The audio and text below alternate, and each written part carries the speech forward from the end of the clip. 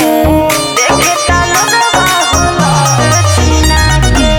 देवघर में चलेला तो गिरे भंगिया के देखे लोगवा होला बेटना के चलेला डहरिया गोले गोल डोलेला हो गजा पी के राजा बोलबम बोलेला हो मोर गजा पी के राजा बोलबम बोलेला हो गजा पी के राजा बोला बोला देवघर वाले बाबा की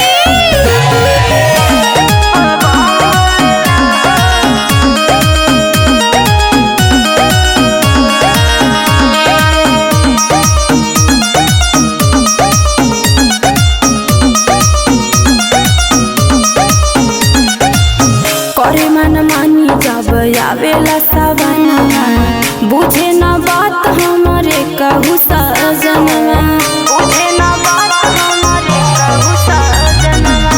करे मन मानी जब आवेला सवनवा बुझे न बात हमरे कहू सजनवा नशा में सब करू